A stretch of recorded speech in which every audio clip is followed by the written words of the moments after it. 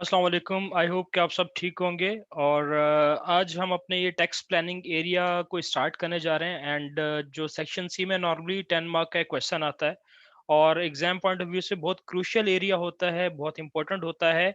अगर आपने टैक्सेशन की तैयारी मुकम्मल कर ली है यानी कि हर एस्पेक्ट पढ़ चुके हैं, उसके बाद ही आप इन एरियाज के क्वेश्चंस को अटेम्प्ट कर सकते हैं, राइट?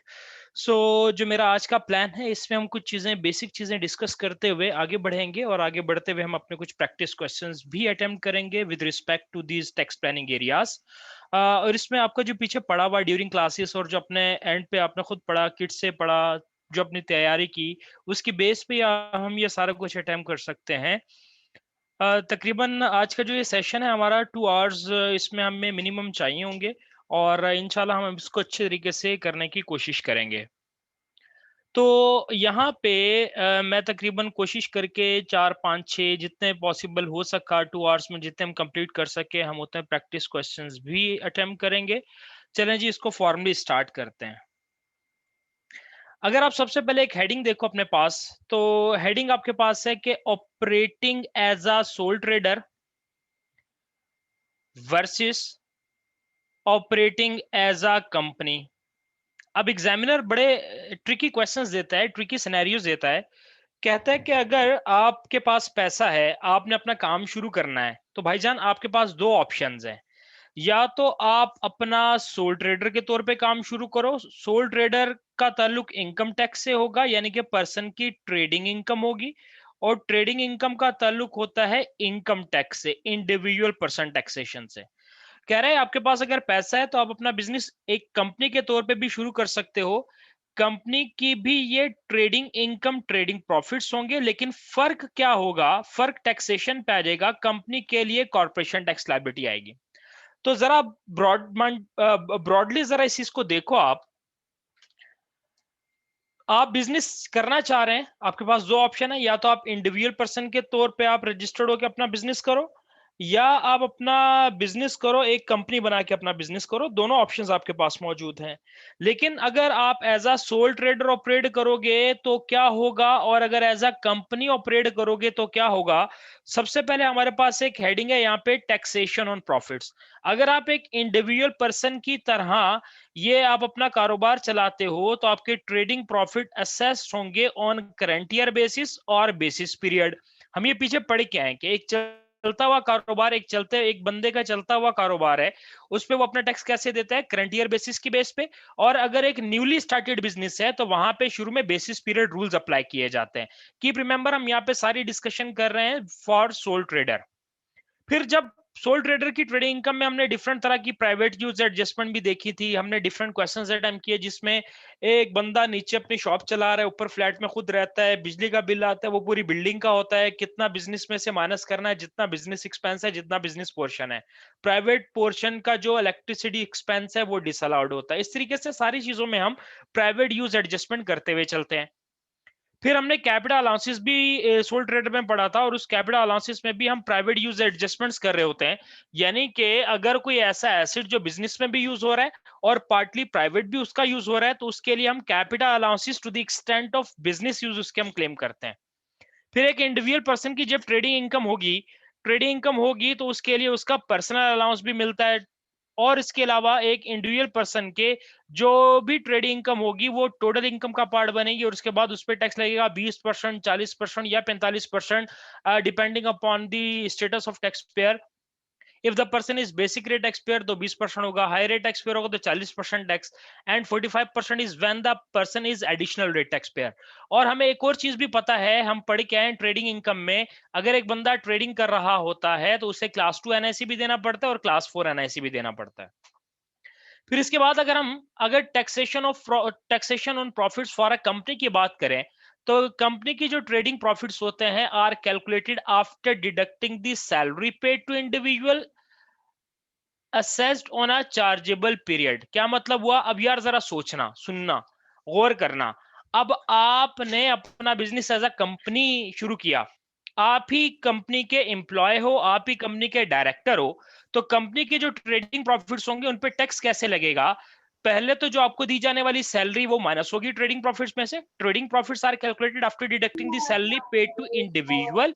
इंडिविजुअल का मतलब आप, यानी कि मैं और आप अपना बिजनेस अगर एक कंपनी के तौर पे शुरू करें तो हम ही कंपनी के एम्प्लॉय होंगे, हम ही कंपनी के अगर डायरेक्टर हैं तो हमें जो सैलरी मिली वो पहले हम माइनस करवाएंगे। उसके बाद आपका जो प्रॉफिट असेस्ड होगा वो होगा on a chargeable accounting period. Remember, हमने कॉर्पोरेशन टैक्स में पढ़ा था कि कंपनी अपना जो टैक्स देती है वो चार्जेबल अकाउंटिंग पीरियड के हिसाब से देती है। चार्जेबल अकाउंटिंग पीरियड 12 महीने का हो सकता है, 12 महीने से कम का हो सकता है, but a chargeable accounting period can not be of more than 12 months. फिर एक कंपनी के पर्सपेक्टिव से बात करें तो कंपनी के लिए किसी भी तरह की प्राइवेट यूज एडजस्टमेंट नहीं करना पड़ती। कंपनी के कैपिटल अलाउंसेस में भी कोई प्राइवेट यूज एडजस्टमेंट नहीं होती।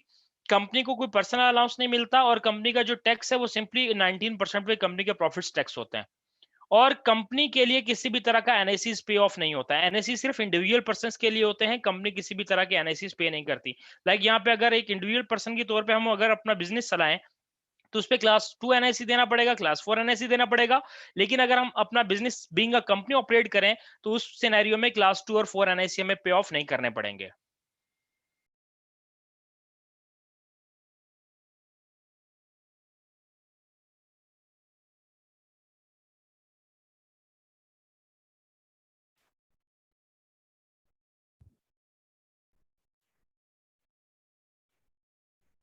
Second, withdrawal of funds. अब जरा सोचो, आप अपना बिजनेस कर रहे हो एज अ सोल ट्रेडर। अब आपने अपने बिजनेस से प्रॉफिट्स निकालने हैं, तो पहले तो आप अपना सारा टैक्स वैक्स दोगे, क्योंकि जो आपके बिजनेस है, जो सोल ट्रेडर बिजनेस है, उसमें सोल ट्रेडर की ट्रेडिंग इनकम आएगी, उस पर टैक्स कैलकुलेट हो जाएगा। उसके बाद उस बिजनेस में जो पैसा पड़ा हुआ है वो पूरा आप निकाल लो, कोई मसला नहीं, क्योंकि आप तो टैक्स ऑलरेडी दे चुके हो।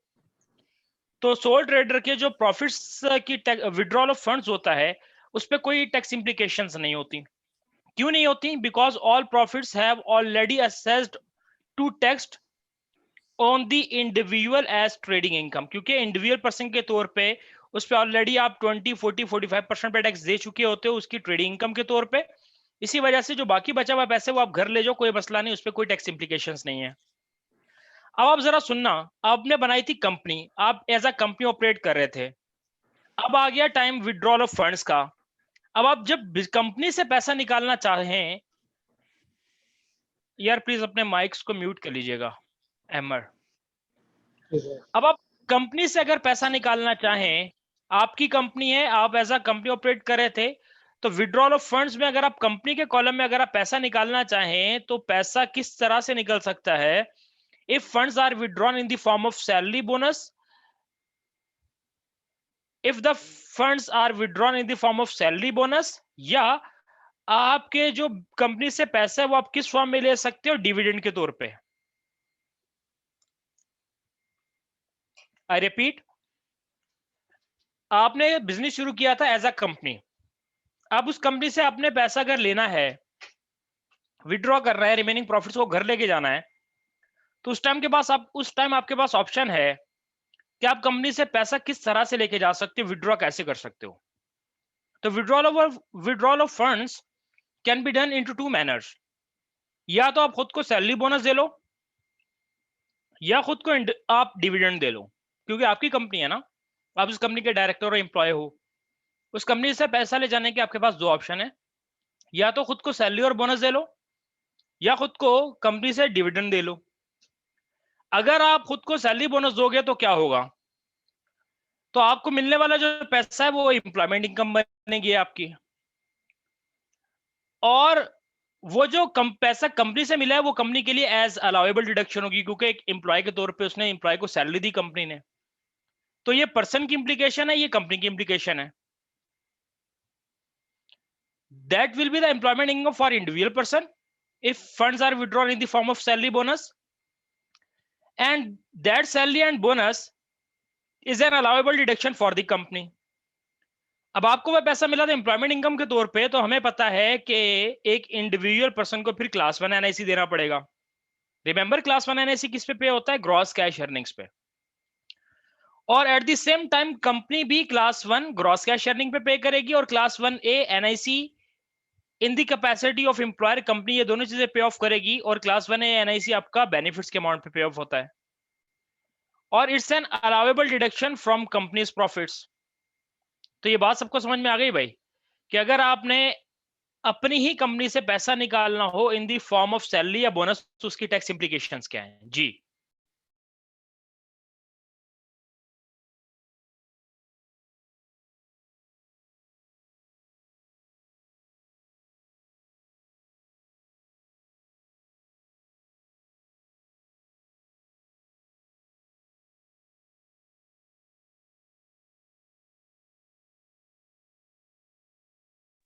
ऑलराइट, अब जरा दूसरा ऑप्शन सुनो।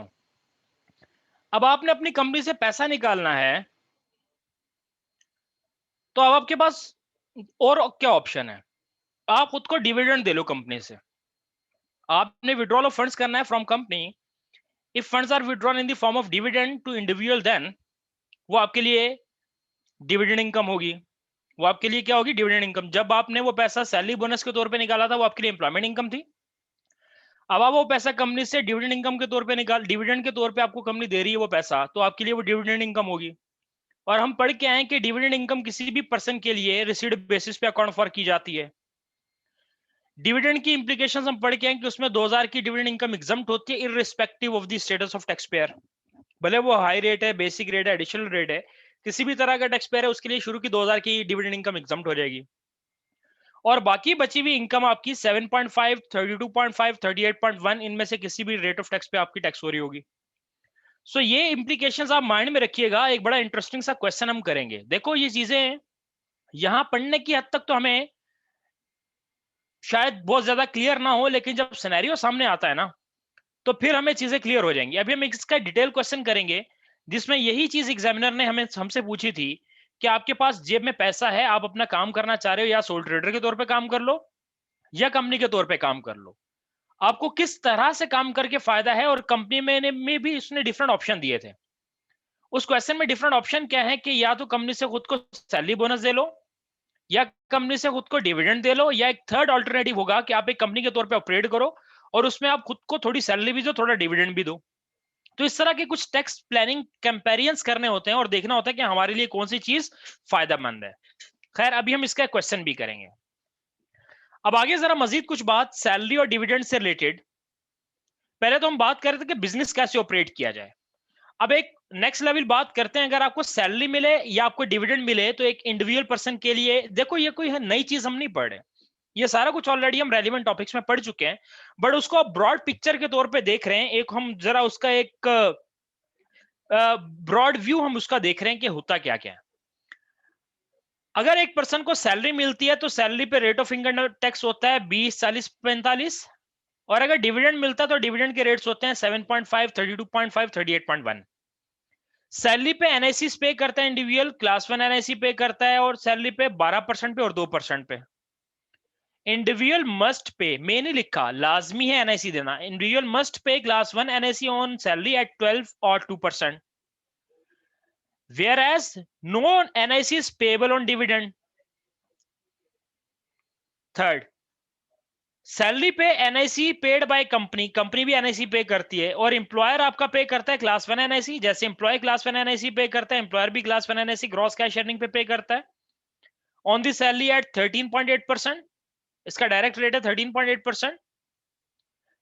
नोट दैट एम्प्लॉयमेंट अलाउंस, ये बड़ा इंपॉर्टेंट पॉइंट है, note that employment allowance of 4,000 is not available where the director is a sole employee.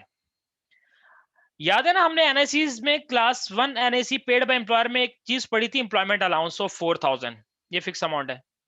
कह रहे ये 4,000 का अलाउंस नॉर्मली तो मिलता है जब कंपनी नॉर्मल एम्प्लॉयज दूसरे एम्प्लॉयज को सैलरी दे रही होती है। कह रहे ये 4,000 अवेलेबल नहीं होगा where the director is a sole employ.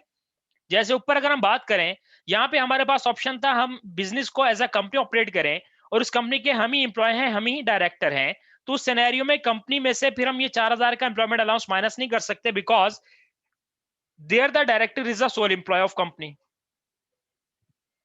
Whereas no NIC is payable on the dividend, ये जो कंपनी भी किसी तरह के डिविडेंड अगर कंपनी दे तो उस पर कंपनी कोई किसी भी तरह का NIC पे नहीं करती। अगली चीज, सैलरी डिविडेंड की हम बात कर रहे हैं, सैलरी पे कंपनी की क्या इंप्लीकेशंस होती हैं। अगर कंपनी किसी को सैलरी दे रही तो कंपनी से क्या करेगी, the salary is paid to employee and the NIC paid by company are treated as staff cost, और ये एक अलाउेबल एक्सपेंस है and can be deducted from profits, और इनके डिडक्ट होने की वजह से रिडक्शन इन प्रॉफिट्स हो जाएगा। अगर प्रॉफिट्स कम होंगे तो corporation tax payable of the company भी कम हो जाएगा।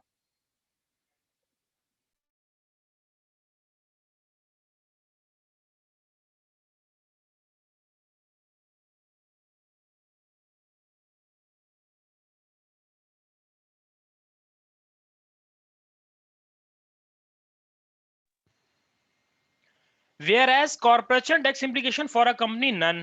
क्यों? क्योंकि कंपनी हमेशा डिविडेंड देती है, वो सारे टैक्सेस वगैरह पे करने के बाद की जो अमाउंट होती है उस पर डिविडेंड दिया जाता है, उसमें से डिविडेंड दिया जाता है, रिटेन प्रॉफिट्स में से डिविडेंड दिया जाता है। तो डिविडेंड तो ऑलरेडी पोस्ट टैक्स प्रॉफिट्स में से पे ऑफ हो रहा होता है, इसीलिए जब कभी डिविडेंड मिलता है तो उस पर किसी भी तरह की कॉर्पोरेशन टैक्स लायबिलिटी नहीं आती कंपनी के लिए, क्योंकि कंपनी ने पहले टैक्स पे किया होता है और बची हुई अमाउंट से उठा के डिविडेंड दिया होता है।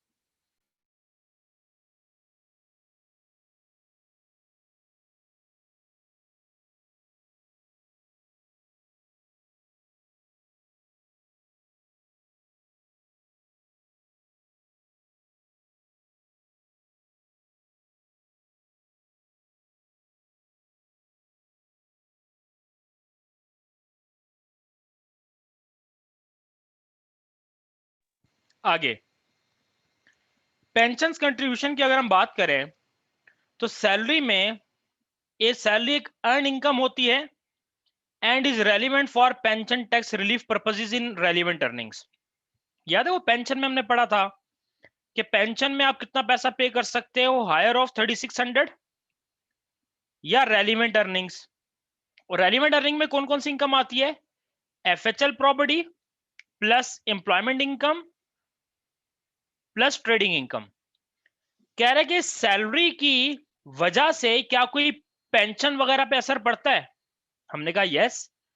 सैलरी यानी कि एम्प्लॉयमेंट इनकम के तौर पे रेलिवेंट अर्निंग का पार्ट बनती है, और ये रेलिवेंट अर्निंग को चेक किया जाता है टू कंपेयर विद द 3600 और हायर ऑफ की बेस पे पेंशन कंट्रीब्यूशन फाइंड किया जाता है।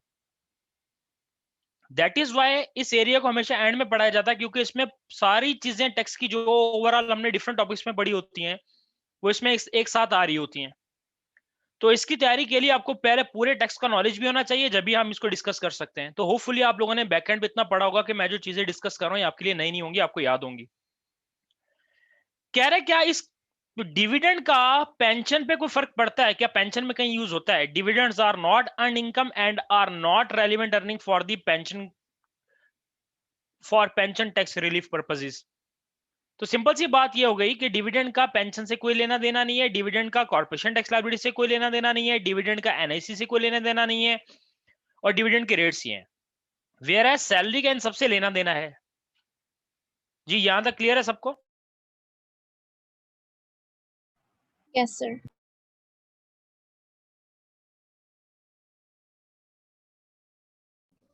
Yes, sir. Yes, sir.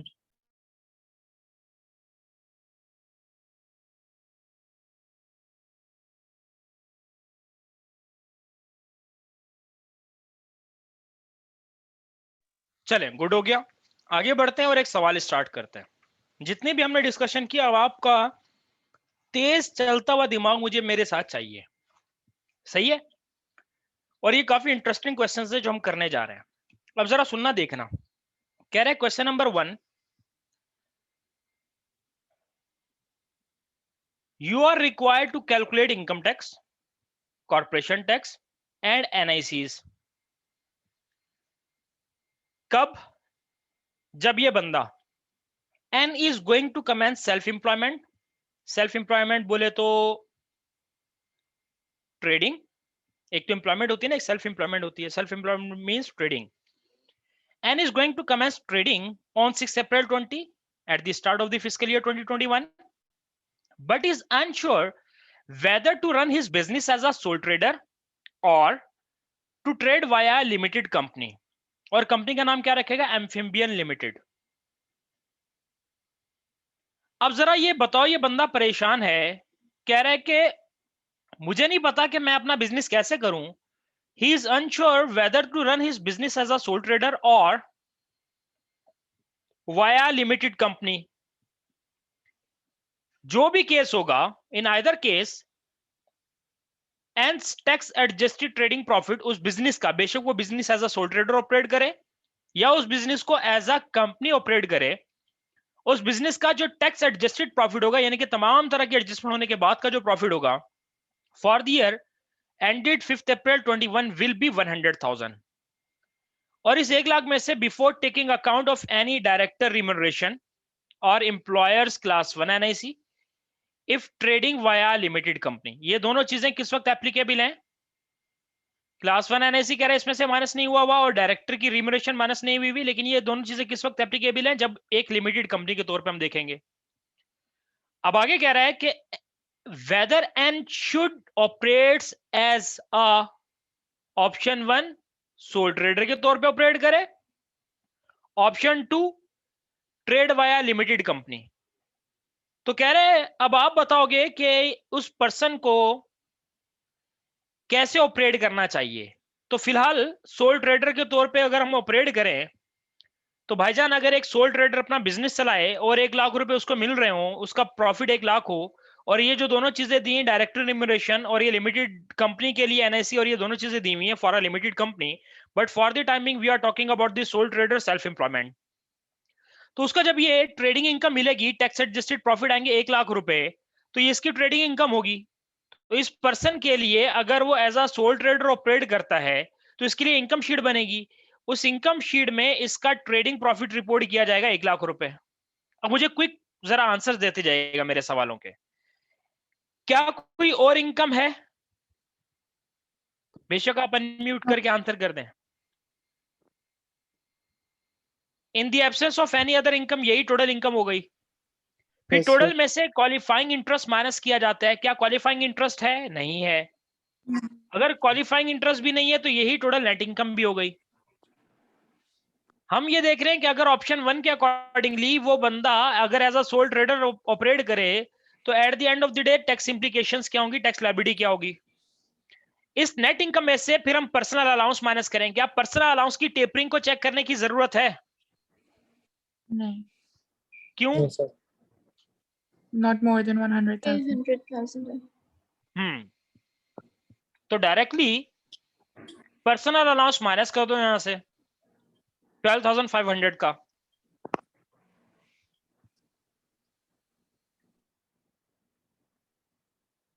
97,500. 87,500.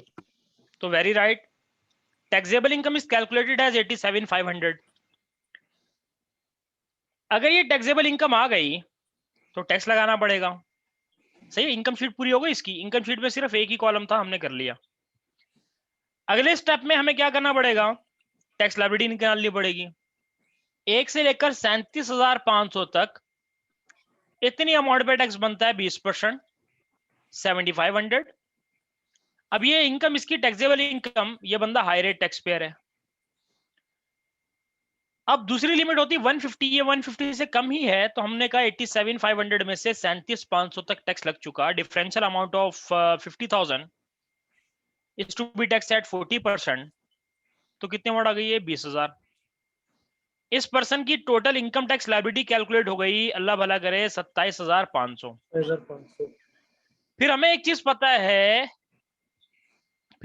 पता है, कि अगर आप ट्रेडिंग के तौर पे अपना बिजनेस चलाए, ट्रेडिंग इनकम है, तो ट्रेडिंग इनकम पे आपको क्लास 2 एनआईसी भी देना पड़ेगा। रिमेंबर, अभी हम ऊपर पढ़ के आए कि अगर आप as a sole trader operate करोगे तो सोल ट्रेडर पर्सन को क्लास 2 एनआईसी भी देना पड़ेगा, क्लास 4 एनआईसी भी देना पड़ेगा।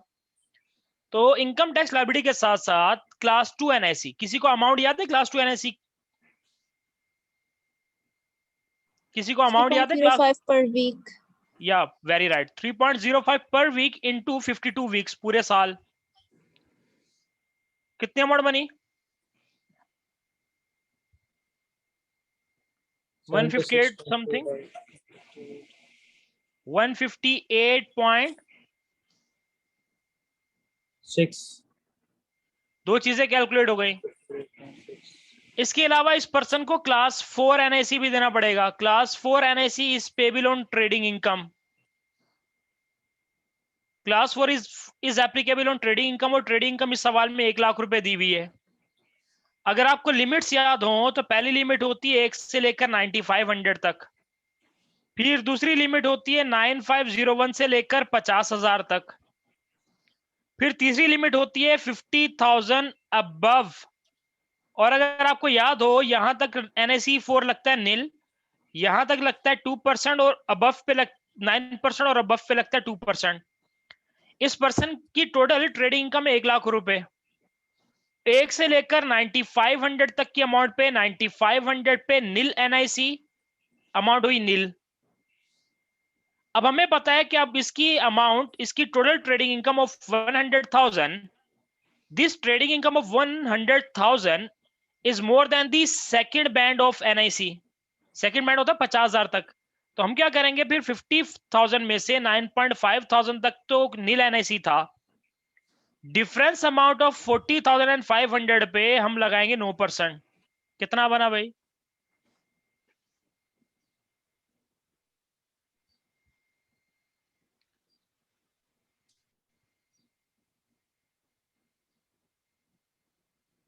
$36,000. 3645. अब इसकी टोटल इनकम थी 100,000, जिसमें से अभी तक 50,000 डील हो चुका। डिफरेंशियल अमाउंट ऑफ 50,000 पे लगा दो 2%, 1,000।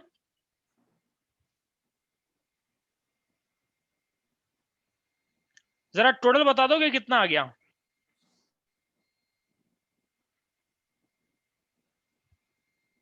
4645। 4645. अब जरा कंक्लूड कर देते हैं। अगर ऑप्शन 1 में एज अ सोल ट्रेडर ये बंदा ऑपरेट करे तो इसके साथ क्या क्या होगा? ऑप्शन 1 में एक तो इसको इनकम टैक्स लायबिलिटी पे ऑफ करनी पड़ेगी 27,500 की, फिर इसको क्लास 2 एनआईसी देना पड़ेगा 158.6 का, फिर इसको क्लास 4 एनएसी देना पड़ेगा 4645 का। इसके लिए टोटल कितना इसको सारी चीजें बर्दाश्त करनी पड़ेंगी जी, टोटल कितना देना पड़ेगा इसको सब कुछ मिल मिला के?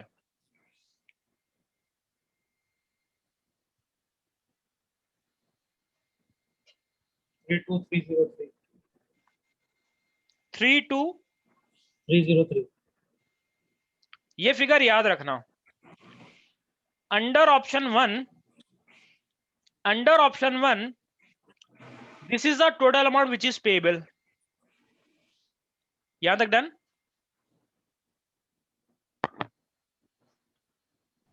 Yes. जी सर, जी सर। रिक्वायरमेंट पढ़े। Whether and should operate as option 1, sole trader के तौर पे ऑपरेट करे। Now moving on the next slide. Option 2, trade via limited company. Sir, option 1 में out of the 87,500 उसको on that amount उसमें से अलग से उसको 32,303 पे करना है, right? Yeah, exactly. I'm not talking about the net cash after paying each and everything. अगर मैं बात करूं नेट कैश कितना बचेगा, तो 1 लाख में से अगर उसको 32303 पे ऑफ कर दे तो बाकी एक्स अमाउंट, लेकिन हम ये एक्स अमाउंट नहीं फाइंड कर रहे अभी। हम पोस्ट टैक्स अमाउंट नहीं, हम कैश पोस्ट टैक्स कैश नहीं फाइंड करें, हम बात करें कि टोटल टैक्स इंप्लीकेशन में टोटल अमाउंट कितना बियर करना पड़ेगा। हाँ, आपकी बात सही है कि उसके पास जेब में कितना पैसा जाएगा, वो 1 लाख रुपए में से जितनी भी टोटल अमाउंट पेबल है ये माइनस कर दो, उतना उसकी जेब में जाएगा। But for the time being इस सवाल में मेनली हम ये फाइंड कर रहे हैं कि ऑप्शन 1 में रहते हुए उसको क्या क्या बियर करना पड़ सकता है। Okay, sir. यहां तक सबको सही है भाई? कोई सवाल, किसी को कोई क्लैरिटी किसी चीज पे चाहिए तो प्लीज पूछ लें।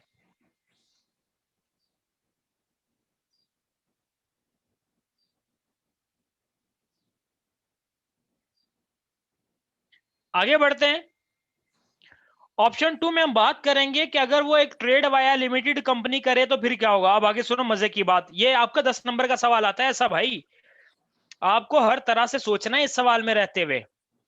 अब वाया लिमिटेड कंपनी में भी हमें 2-3 चीजें आगे बता रहा है। If Ann trades via limited company then he is considering three alternative approaches to extracting profits from amphibian limited।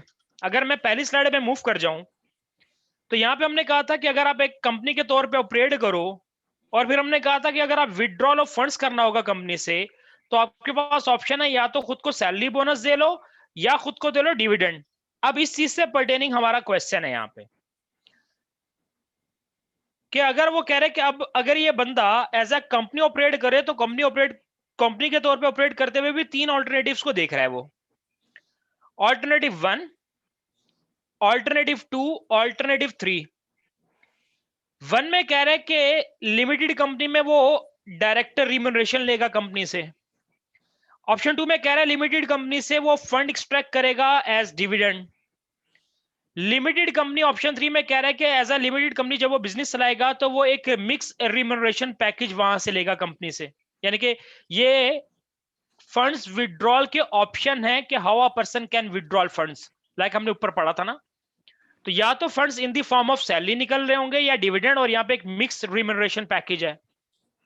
मैं बात कर रहा हूं पहले की, जरा गौर करना, अब वो चीज हमारे लिए एप्लीकेबल हो जाएगी कि 1 लाख रुपए इस बिजनेस का प्रॉफिट तो है पूरे साल का, लेकिन अभी तक इसमें डायरेक्टर की रिम्यूनरेशन नहीं माइनस हुई और क्लास 1 एनआईसी जहां पे एप्लीकेबल होगा नहीं माइनस हुआ, और ये लिमिटेड कंपनी में ये चीजें हमने अकाउंट फॉर करनी थी। तो अब वो टाइम आ चुका, अब हम जहां जहां जरूरत होगी वहां से इन चीजों को भी अकाउंट फॉर करेंगे। कह रहे द इंटायर प्रॉफिट्स ऊपर 1 लाख रुपए के हैं। The entire profits will be withdrawn as director remuneration after allowing for employer class 1 NIC of 11080 or Amphibian Limited is not entitled to NIC annual employment allowance। कह रहे company से वो सारा profit निकालेगा लेकिन उसमें से पहले कंपनी का जो पेबल एनआईसी है वो माइनस करना पड़ेगा। अब 1 लाख रुपए अगर टोटल प्रॉफिट से, और अगर उस कंपनी होने की वजह से 11080 एनआईसी के तौर पे देना पड़ा कंपनी को, तो 88920 की अमाउंट बाकी बची। तो ये बाकी जो बची हुई अमाउंट है ये इस पर्सन की एज अ क्या कंसिडर हो जाएगी, एम्प्लॉयमेंट इनकम। बच्चा जरा बात समझना गौर से। कह रहे कि he will withdraw entire profit is 100,000 but after allowing the employer contribution. अब being a company वो अपना बिजनेस चला रहा है तो कंपनी की रिक्वायरमेंट है कि कंपनी एनआईसी पे करेगी जो एम्प्लॉय के लिए। तो क्लास 1 कंपनी का जो एम्प्लॉयर एनआईसी है वो 11080 पे हुआ, तो उसके बाद बाकी बचे हुए जो प्रॉफिट्स हैं 88920 ये वो विड्रॉ करेगा एज डायरेक्टर रिम्यूनरेशन, तो उसकी एम्प्लॉयमेंट इनकम बनेगी। समझ रहे हैं भाई, की पॉइंट समझ रहे हैं कि उसने इस अमाउंट को एज डायरेक्टर रिम्यूनरेशन लिया, तो अगर डायरेक्टर रिम्यूनरेशन तो इसकी एम्प्लॉयमेंट इनकम कंसीडर होगी, नेट की ट्रेड एम्प्लॉयमेंट इनकम कंसीडर होगी। अब अगली चीज यहां पे लिखा है amphibian limited is not entitled to NIC annual employment allowance. ऊपर हम यहाँ पे बात करके आए थे एक जगह पे जहां पे सैलरी और डिविडेंड को कंपेयर कर रहे थे, तो वहां पे मैंने इस चीज को हाईलाइट किया था, note that employment allowance of 4000 is not available where the director is a sole employee। तो यहां पे वो बंदा एज अ डायरेक्टर काम कर रहा है अपनी ही कंपनी में, तो इस वजह से कंपनी वो 4000 का एम्प्लॉयमेंट अलाउंस क्लेम नहीं कर सकेगी। जी ये बात सबको समझ में आती है? Yes. अच्छा आगे बढ़ते हैं। इस सवाल में इस पार्ट में रहते हुए उसकी एम्प्लॉयमेंट इनकम के अलावा कोई और इनकम नहीं है, तो यही इनकम इसके लिए टोटल इनकम कंसीडर हुई। In the absence of qualifying interest यही इसके लिए नेट इनकम है। इसमें से जरा पर्सनल अलाउंस भाई क्विकली जरा कैलकुलेशन करके बताते रहना। 12500 का पर्सनल अलाउंस माइनस करें तो टैक्सेबल इनकम कितनी बचती है?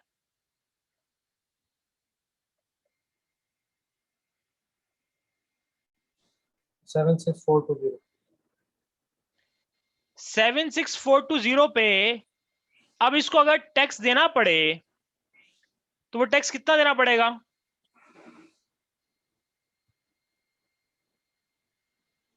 37,500 तक 20% टैक्स अमाउंट बनी 7,500। अब 76420 माइनस 37,500 कितनी अमाउंट आ गई? 38920। 38920 पे लगाओ 40% अमाउंट, तो 15568। तो टोटल इनकम टैक्स लायबिलिटी इस पर्सन की कितनी हो गई? 23068। सॉरी 23068। Okay thank you. अब आप जरा सुनो, अगर एम्प्लॉयमेंट इनकम है तो याद है एम्प्लॉयमेंट इनकम में एम्प्लॉय को भी एनआईसी देना पड़ता है, याद है ना? तो यहां पे क्लास 1 एम्प्लॉय एनआईसी भी पे करेगा ये बंदा फिर, और क्लास 1 एम्प्लॉय एनआईसी पे होता है ग्रॉस कैश अर्निंग पे। ग्रॉस कैश अर्निंग यहां पे इस सवाल में दी हुई है 100,000 की, और अगर आपको लिमिट याद नहीं है कोई बात नहीं, वैसे ऊपर हम ये डिस्कस करके आए हैं कि जहां पे आपको पैसा एज अ सैलरी मिल रहा होता है तो वहां पे एक एम्प्लॉय के लिए ग्रॉस कैश अर्निंग इसकी 1 लाख रुपए है।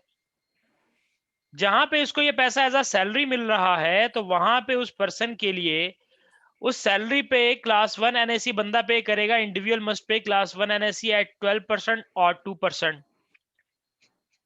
तो इस चीज को माइंड में रखते हुए मैं इस 1 लाख रुपए पे एनएससी निकालने जा रहा हूं। 1 से लेकर 9500 तक की अमाउंट बनी, 9500 पे नील एनआईसी नील। दूसरी लिमिट होती है 50,000 की जिसमें से 9.5 तक को तो हमने देख लिया, डिफरेंशियल अमाउंट बना 40,500। इस पे एनएससी लगेगा 12% के हिसाब से। कितनी अमाउंट बनी? 4860।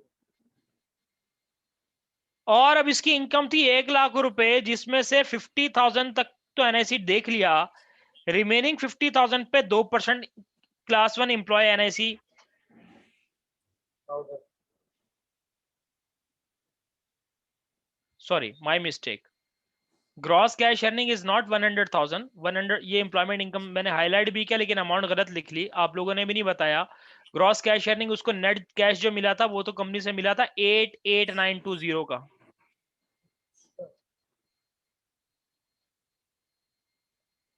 तो अब यहां पे 88920 में से 50,000 तक का तो एनएसी डील हो गया, रिमेनिंग अमाउंट कितनी बची?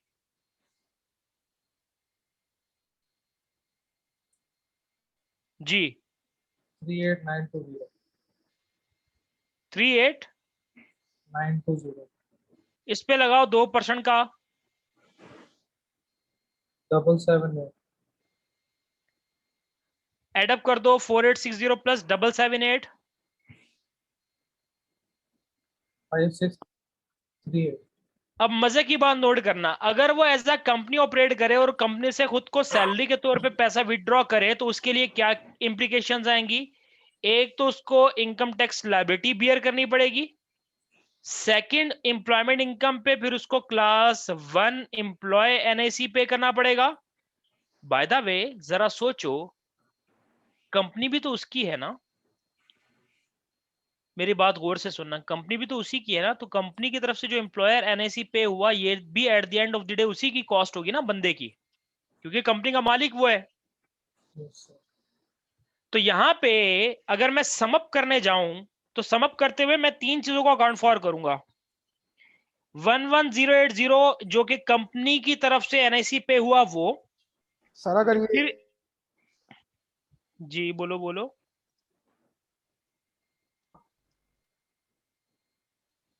जी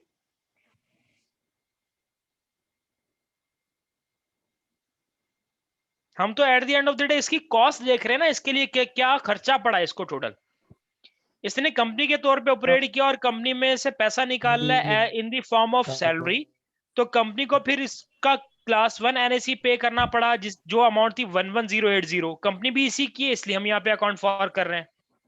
फिर इस पर्सन को इनकम टैक्स लायबिलिटी बियर करनी पड़ी क्योंकि कंपनी से इसने पैसा निकाला था एज एम्प्लॉयमेंट इनकम सैलरी के तौर पे, तो उसके लिए इसकी टैक्स इंप्लीकेशन हुई 23068 का टैक्स बना। फिर एम्प्लॉयमेंट इनकम पे इसका क्लास 1 एनआईसी लग गया 5638 की अमाउंट, तो इसको इन टोटल इस ऑप्शन में कितना बियर करना पड़ रहा है? तीनों को सम अप कर दो।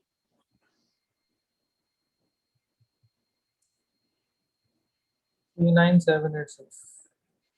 39786 यहां तक सही है भाई? यहां तक किसी का कोई सवाल? No, sir. Sir for example जैसे इस क्वेश्चन के अंदर इन्होंने ऊपर दिया हुआ था क्लास 1 एनआईसी जो 11,080 की थी, सो क्वेश्चन के अंदर ही वो दिया हुआ होगा, राइट? जी ये एग्जाम क्वेश्चन नहीं करवा रहा हूं क्योंकि हमसे वो प्लानिंग करवाना चाह रहा होता है ना, तो हमें तो जो चीजें दी होती हैं उसने नॉर्मली बस हमें समझ होनी चाहिए कि इसमें है क्या, करना क्या है। ये आपके लिए बिल्कुल नया सवाल होगा, ये आप लोगों ने ऐसे किए हैं। I want inputs from your side. ऐसे आपने देखे किट में क्वेश्चंस किए अटेम्प्ट, अभी तक नहीं किए? सर अभी तक नहीं किया है। No. तो अब इस तरह के क्वेश्चंस बहुत इंटरेस्टिंग क्वेश्चंस होते हैं, ये इसमें बहुत सारे एरियाज कवर हो रहे होते हैं आपके। एनीवेज, अगर वो ट्रेड वाया लिमिटेड कंपनी करे, कंपनी बना के अपना बिजनेस रन करे, तो सेकंड ऑल्टरनेटिव में क्या होगा? सेकंड ऑल्टरनेटिव में वो कंपनी से पैसा विड्रॉ कर रहा है इन the form of dividends. The entire net of tax profits, अब गौर करना, कंपनी ने 1 लाख रुपए का ट्रेडिंग प्रॉफिट कमाया, कैसे पता चला? ये ऊपर क्वेश्चन के शुरू में दिया हुआ था। इन आइदर केस, भले वो as a sole proprietor deal चलाए अपना बिजनेस या एज अ कंपनी ऑपरेट करे, in either case tax adjusted profit होगा 1 लाख रुपए का। अब सेकंड ऑप्शन में यहां पे जब वो कंपनी के तौर पे ऑपरेट कर रहा है, वो खुद को 1 लाख रुपए का डिविडेंड दे रहा है, मतलब वो डिविडेंड के तौर पे पैसा विड्रॉ करेगा। फिर आगे यहां पे स्टेटमेंट में कह रहा था entire net of tax profits will be withdrawn as dividends after allowing for corporation tax. ये entire net of tax profits कैसे निकलेंगे? प्रॉफिट है कितना?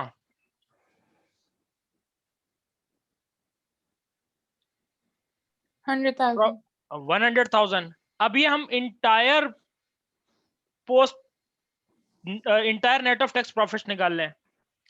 कंपनी कॉर्पोरेशन टैक्स लायबिलिटी पे करेगी, कितने परसेंट पे रेट होता है कंपनी का? 1%. तो कंपनी ने 19,000 का टैक्स पे किया, तो नेट ऑफ टैक्स प्रॉफिट्स आ गए। कितने अमाउंट आ गई? 81। 81,000। अब वो 81,000 उस पर्सन की डिविडेंड इनकम के तौर पे निकाल रहा है। देखो जब हमने यहां बनाया था तो यहां पे कॉलम चल रहा था अदर का, यहां पे जब मैंने इस इनकम को रिपोर्ट कर रहा हूं तो ये इनकम को एज अ डिविडेंड यहां पे विड्रॉ कर रहा है ये पैसा, तो ऊपर फिर कॉलम चल रहा होगा डिविडेंड का। याद है ना इनकम शीट के column Yes, other sir. Saving dividend total, तो यहां पे फिलहाल एक ही अमाउंट है, डिविडेंड का कॉलम रेलिवेंट कॉलम मार्क किया और साथ में डिविडेंड लिखा। यहां पे डिविडेंड है 81,000 का, यही डिविडेंड आपके लिए टोटल इनकम बनेगा और यही आपके लिए क्या बन जाएगा? नेट इनकम, बिकॉज कोई और इनकम तो अवेलेबल ही नहीं है। इसमें से भी पर्सनल अलाउंस माइनस हुआ 12,500 का, डिफरेंशियल बता दोगे कितना बना?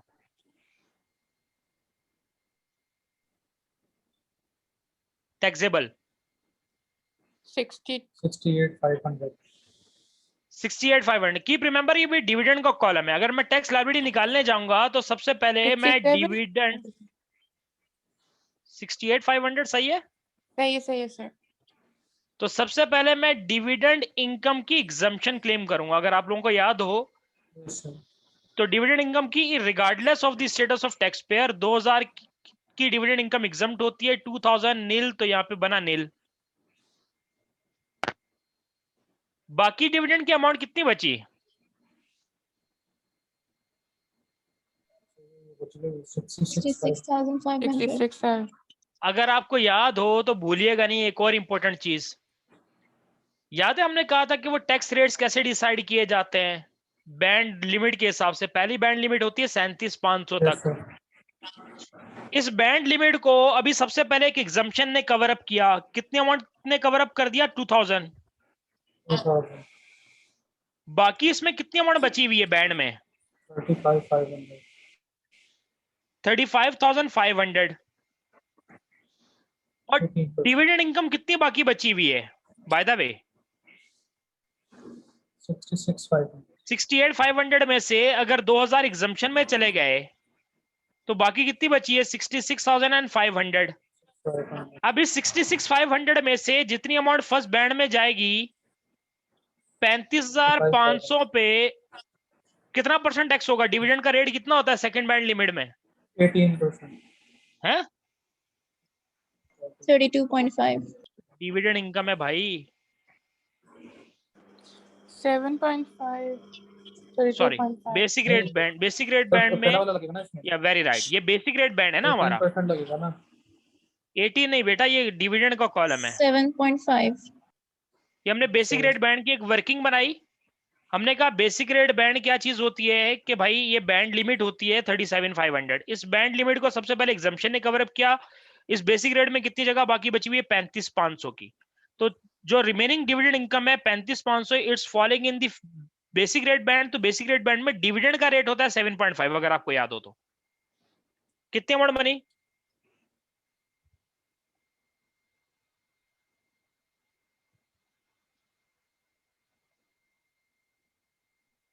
2,662. 3.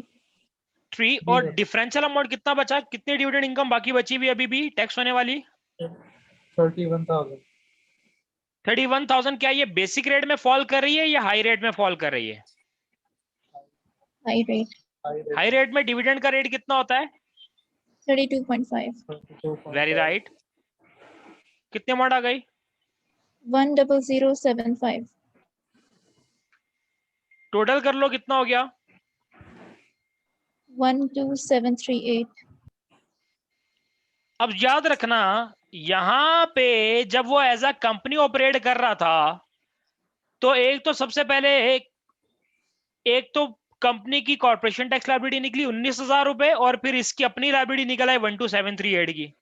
तो यहां पे अगर इस ऑप्शन को मैं कंक्लूड करूं तो यहां पे मैं एक तो कॉर्पोरेशन टैक्स लायबिलिटी ले रहा हूं क्योंकि eight the end of the day company का मालिक भी तो यही है ना, और साथ के साथ में जो इसकी अपनी लायबिलिटी बनी डिविडेंड इनकम के तौर पे वो दोनों को एडअप किया। 12,738 प्लस 19,000, टोटल अमाउंट कितनी हो गई? 31738. सही है भाई, ये समझ गए?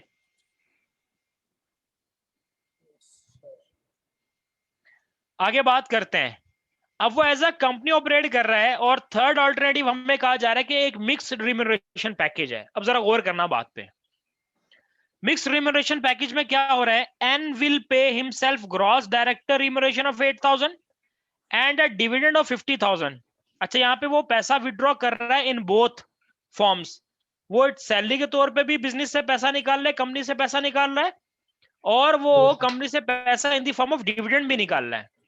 यानी कि अब उसके ये दोनों तरह के सोर्सेस ऑफ इनकम होंगे थर्ड ऑप्शन में। पहले तो वहां पे सिंपल वरना एम्प्लॉयमेंट या डिविडेंड था ना, ऑप्शन 1 में एम्प्लॉयमेंट, ऑप्शन 2 में डिविडेंड, ऑप्शन 3 में दोनों तरह के सोर्स ऑफ इनकम होंगे। यानी कि अगर हमें यहाँ पे वो परफॉर्मा बनाना हो तो मैं सबसे पहले एक अदर का कॉलम लूंगा, क्योंकि सैलरी अदर के कॉलम में जाएगी। फिर हमें एक कॉलम लेना पड़ेगा डिविडेंड का और एक कॉलम कंसीडर करना पड़ेगा टोटल का। एग्रीड और नॉट एग्रीड? जी, you guys are agree? Yes. Yes, sir. Yes sir. तो यहाँ पे एम्प्लॉयमेंट इनकम ले रहा है वो 8,000 रुपए, टोटल में भी रिपोर्ट कर दी। डिविडेंड इनकम वो निकाल रहा है 50,000। अब इसके ये दो सोर्सेस ऑफ इनकम हमने लिखे, टोटल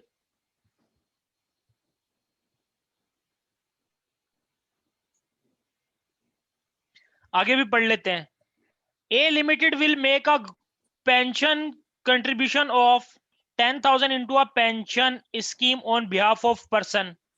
By the way, और से जवाब देना सोच के, अगर एम्प्लॉयर एम्प्लॉय के बिहाफ पे कंट्रीब्यूट करे पेंशन कंट्रीब्यूशन में,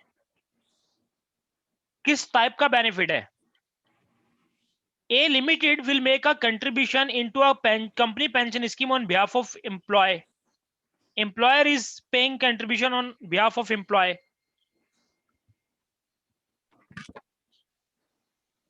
सर ये एग्जाम्प्ट नहीं होता? Very right.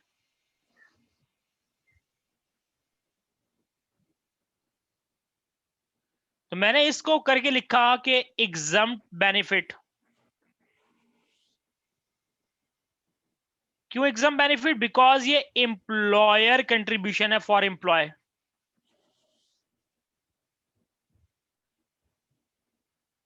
employer contribution to occupational pension.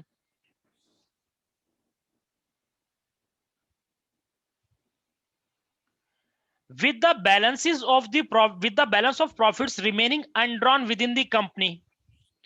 कह रहा है बाकी कंपनी का जो प्रॉफिट है वो अनड्रॉन रहेगा। यहां तक डन?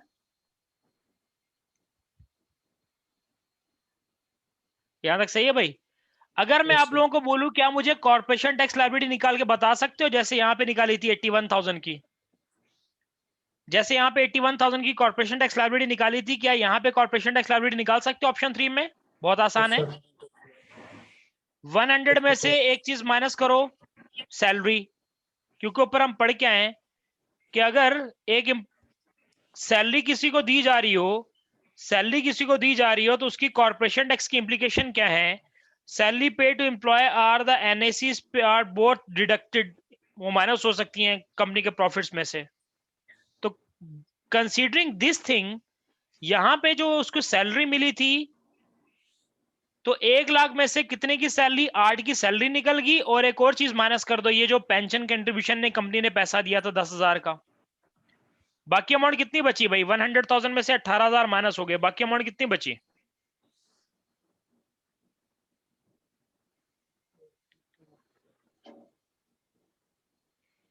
82,000 पे लगाओ 19%। कॉर्पोरेशन टैक्स लायबिलिटी निकालना है ना, तो कॉर्पोरेशन टैक्स लायबिलिटी का रेट है, कॉर्पोरेशन टैक्स रेट है 19% का। कितनी अमाउंट बनी? 15,580। 15580। 15580। मैं इस अमाउंट को पहले नीचे लिख देता हूं। अगर वो ऑप्शन सी की तरफ जाता है तो कंपनी की तरफ से 15580 का एक टैक्स पे होना है। बाकी ये चीजें अभी देखते हैं इसका क्या बनेगा। जो इसने पैसा विड्रॉ किया, वो जिस फॉर्म में विड्रॉ किया उसकी क्या इंप्लीकेशंस हैं। अब इसमें से हमने माइनस करना है सबसे पहले पर्सनल अलाउंस। पर्सनल अलाउंस 12,500 का पूरा यहां से माइनस नहीं हो सकता, क्योंकि फर्स्ट कॉलम की इनकम 12,500 से कम है। तो जितना हो सकता है डिडक्ट कर दो। टोटल से 12,500 माइनस होगा। डिफरेंशियल अमाउंट कितना बना? 12,500 में से 8,000 अगर यहाँ माइनस हो गया तो डिफरेंशियल अमाउंट कितना बना, तो वो सेकंड कॉलम से माइनस हो जाएगा। ये माइनस होने के बाद आपकी टैक्सेबल इनकम कैलकुलेट हो गई। For the very first column it's nil, for second column it's 45,500 और for third column it's value is 45,500। सही है? हाँ भाई, कैलकुलेशन कर रहे हो? यस सर, तो आंसर तो नहीं आ रहे आपकी तरफ से? सर यही आया सेम आपने जो लिखा।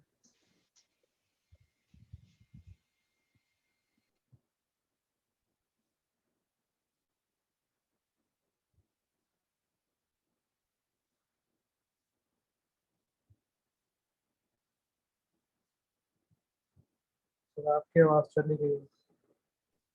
चले, अब इस पे टैक्स लायबिलिटी निकालते हैं। For the very first column जहां पे कोई इनकम ही नहीं है वहां पे टैक्स लायबिलिटी तो निकलेगी नहीं। सेकंड से स्टार्ट करते हैं और सेकंड कॉलम है डिविडेंड का। तो डिविडेंड की टैक्सेशन से पहले डिविडेंड इनकम की एग्जम्पशन क्लेम करो। 2000 तक पे लगेगा नील और नील। बेसिक रेट बैंड में वही वर्किंग दोबारा से, वही वर्किंग दोबारा से जैसे यहां पे की थी।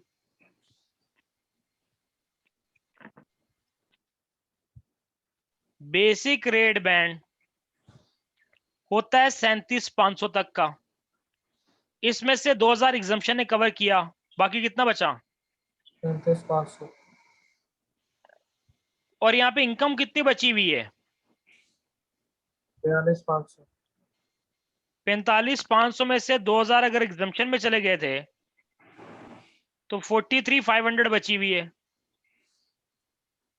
इस 43,500 में से 35,500 बेसिक रेट में जा रहा है और डिफरेंशियल कितना आ रहा है? 8,000। 8,000 जा रहा है हाई रेट में। डिविडेंड का सेकंड बैंड में रेट होता है 32.5। सर वो फर्स्ट बैंड है सॉरी, 7.5। सर फर्स्ट बैंड आएगा ना। फर्स्ट बैंड में जा रही है इनकम तो यहाँ पे आएगा 7.5% और ये सेकंड बैंड में जा रही है। हाँ, यहाँ पे अमाउंट आप बता रहे हैं 2,663 और यहाँ पे अमाउंट आ रही है आपके पास 2,600। 2600। दोनों का एडअप करोगे तो 0203। 5263 यस सर। 2663 यार 2,663 है तो 52। 5263। अब जरा सुनो, जब उसने ये मिक्स पैकेज निकाला तो उसके लिए ये अमाउंट बनी। तो हम हर उसमें डिफरेंट फिगर्स को फाइंड करते हुए आ गए। मैं इसको भी कंक्लूड करता हूं, ये वाली अमाउंट को भी लिखता हूं। याद रखना ये वर्किंग है, ये वर्किंग है इनके रेलिवेंट कॉलम की। एनीवेज, तो मैंने अब इसको नीचे कंक्लूड किया कि एक तो कंपनी का कॉर्पोरेशन टैक्स लायबिलिटी थी 15,580 और दूसरा इसको 5263 अपनी भी लायबिलिटी पे करनी पड़ेगी।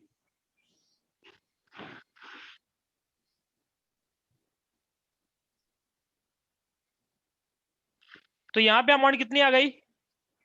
20843। अब कंक्लूड करते हैं चीजों को।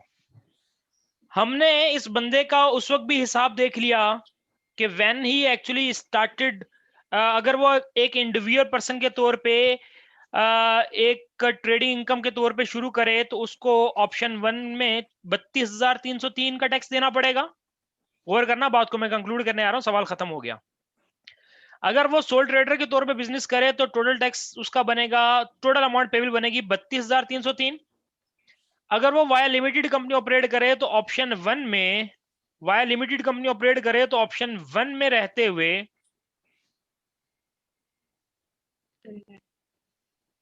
तो ये बनेगा 39,786। फिर अगर ऑप्शन 2 में देखें तो ये बना 31,738। और अगर ये मिक्स रिमरेशन पैकेज ले तो उसमें ये अमाउंट बन रही है 20843। अब मेरा आप लोगों से सवाल, एक ये अमाउंट आपके सामने ऑप्शन 1 वाली और ऑप्शन 2 की भी तीनों अमाउंट्स आपके सामने है।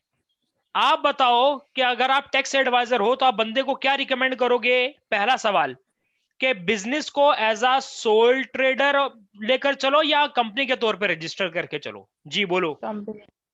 Company Company. कंपनी के तौर पे। क्यों? क्योंकि सोल ट्रेडर में उसकी अमाउंट बन रही थी 32,303। कंपनी में 3 ऑप्शन हैं और तीनों में सबसे कम है 20,843। इस 20,843 इनमें से जो लोएस्ट था इसको यहां से कंपेयर किया तो ये 20,000 स्टिल कम है। तो हमारे लिए हमने कहा कि पर्सन शुड ऑपरेट, ये वाला ऑप्शन बेस्ट है, ये स्टार ऑप्शन है कि बंदे को अपना ये बिजनेस रन करना चाहिए एज अ कंपनी, और कंपनी में रहते हुए भी ऑप्शन 3 की तरफ जाना चाहिए कि उसको मिक्स रिम्यूनरेशन पैकेज की तरफ जाना चाहिए, जहां से वो कंपनी से डिविडेंड भी विड्रॉ कर रहा हो, साथ के साथ सैलरी भी विड्रॉ कर रहा हो, बिकॉज इसकी वजह से इस ऑप्शन में सबसे कम टैक्स लायबिलिटी बनी। तो समझ गए कैसा इंपॉर्टेंट क्वेश्चन था ये? सर सिर्फ ऑप्शन 3 में कॉर्पोरेशन टैक्स आपने निकाला तो वो एक बार फिर से समझा सकते हैं? यार कॉर्पोरेशन टैक्स मैंने निकाला था, मैं आपको बता देता हूं। यहाँ पे कॉर्पोरेशन टैक्स कंपनी कैसे पे करेगी वो मेंशन भी है यहाँ पे। Ann will pay himself gross director remuneration of 8,000 and dividend of 150,000। अब कंपनी के बारे में बता रहे हैं, A limited will make a pension contribution of 10,000 into a company pension scheme on behalf of employee with the balance of the profits remain undrawn within the company. कि वो जो बाकी जो पैसा वो कंपनी में पड़ा रहेगा, कोई मसला नहीं। हमें तो कॉस्ट देखनी है, तो टोटल कॉस्ट कितनी पड़ी।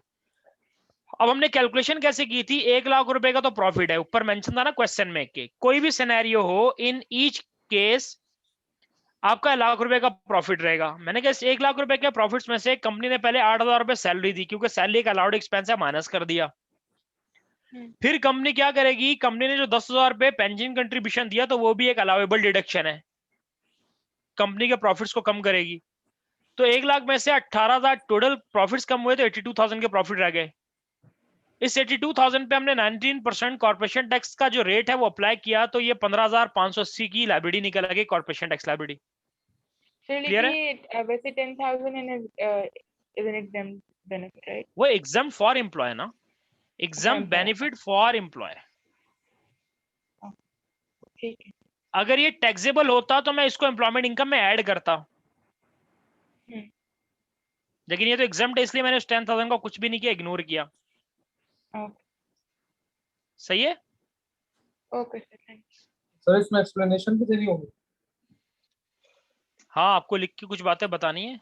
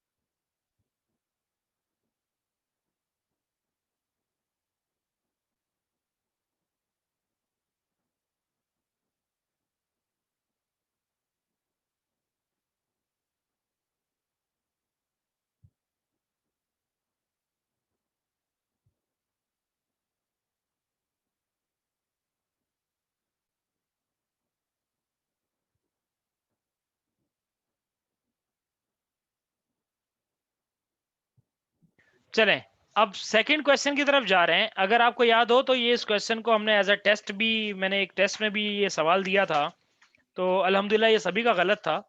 तो अभी जरा इसको अटेम्प्ट करने की कोशिश करते हैं। समझना भाई, सब साथ ही हो ना, खो तो नहीं गए कहीं? Yes sir. हाँ भाई, सबकी सर, आवाजें Yes, नहीं आ sir. रही मुझे। सर लास्ट क्वेश्चन में इसको एक्सप्लेनेशन भी देनी पड़ेगी? जी जी, आप एक्सप्लेन करोगे ना चीजों को। जी सर, हम यही हैं।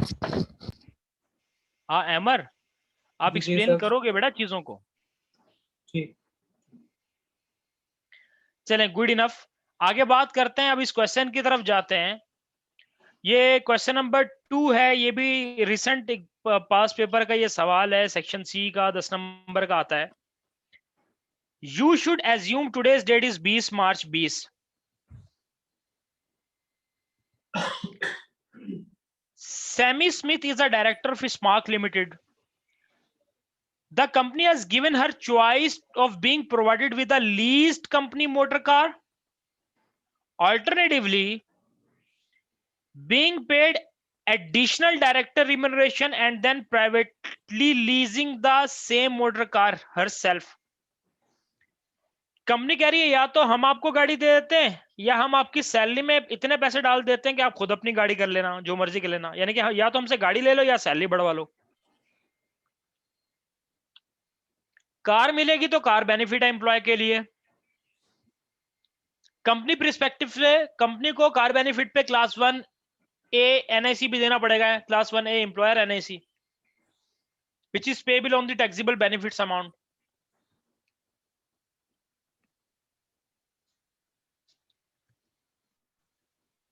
याद है नहीं याद है? याद है।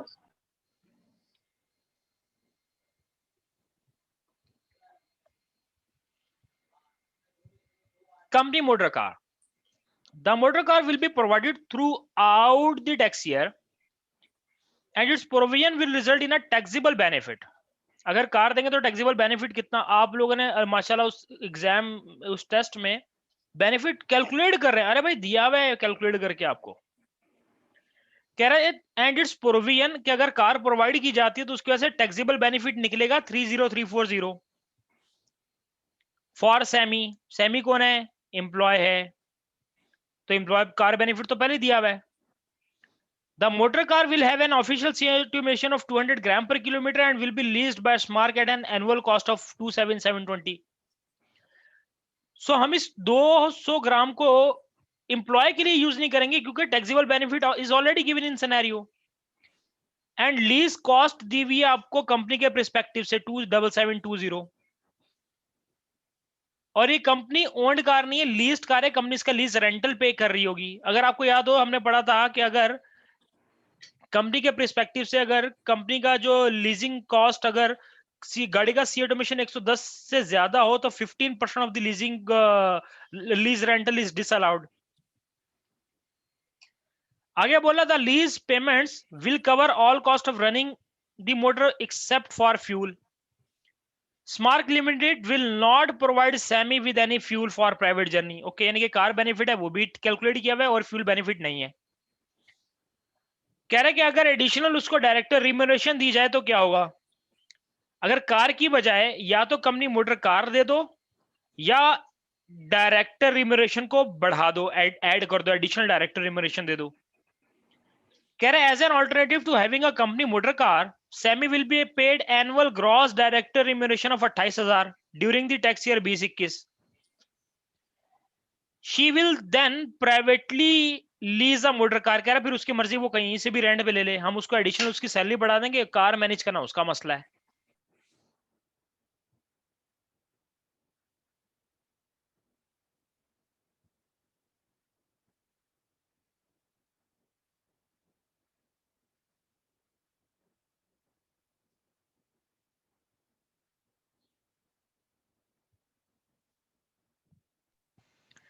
आगे other information, semis current annual director remuneration है 65,000 रुपए की।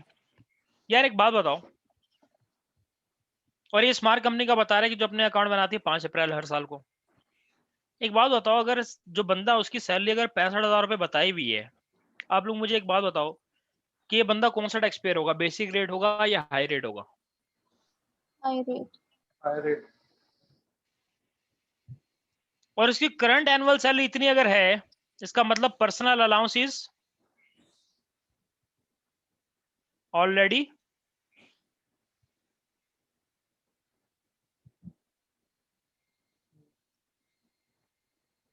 सॉरी, अगर उसकी करंट इतनी सैलरी है तो band limit means this has already covered the basic rate band और वो हाई रेट टैक्स पेयर है। अब आगे बोल क्या रहा है आपसे, 2A है और 2B है और आगे 2C भी है। अब छोटी सी बहुत सिंपल सी रिक्वायरमेंट्स है, लेकिन हम खुद को कंफ्यूज करके ना सारा काम गलत कर देते हैं। कह रहे हैं advice semi of the income tax and NIC implication.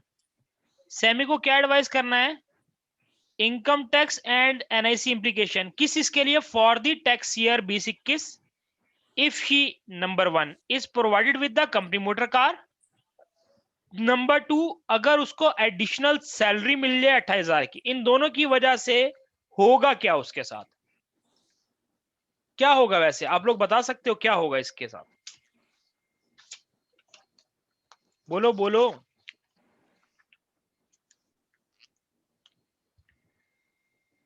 अगर उसको मोटर कार मिल जाए तो होगा क्या? वो ऑलरेडी अगर एक बंदा हाई रेट टैक्स पेयर हो तो वो कितने % पे टैक्स दे रहा होता है?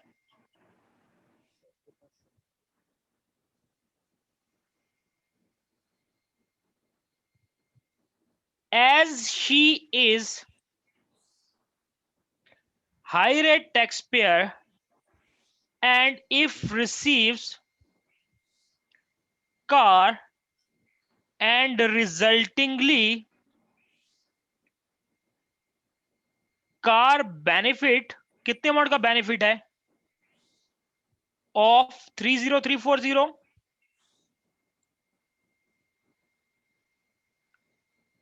will be added to her employment income and it will result in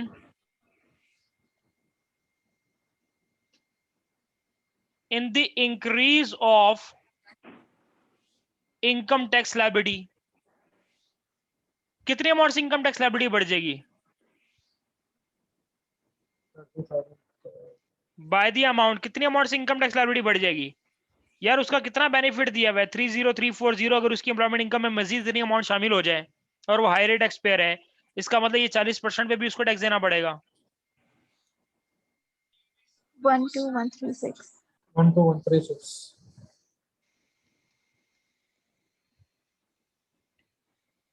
अगर उसको मोटर कार मिलती है, उसने दो चीजें हमसे पूछी ना, एक तो कह रहा है इनकम टैक्स पे क्या फर्क पड़ेगा, तो उसकी टैक्स लायबिलिटी बढ़ जाएगी 12136 से। एनआईसी पे क्या फर्क पड़ेगा? क्या एम्प्लॉय कोई बेनिफिट पे एनआईसी देता है या एम्प्लॉयर देता है?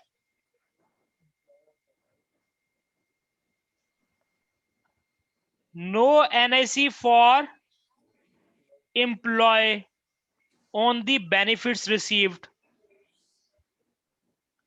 एम्प्लॉयर देता है बेनिफिट्स के अमाउंट पे एनआईसी एट 13.8%, वो क्लास 1A एनआईसी होता है।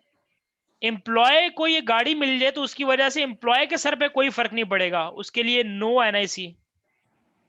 यहां तक डन? हाँ भाई सही है। yes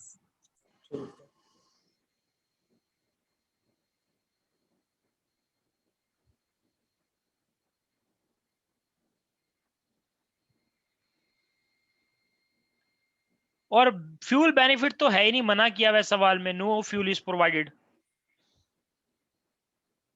बी पढ़ते हैं। अच्छा ये तो 2A हो गया, हमने आंसर कर दिया सेमी के लिए। अगर मोटर कार दी जाए,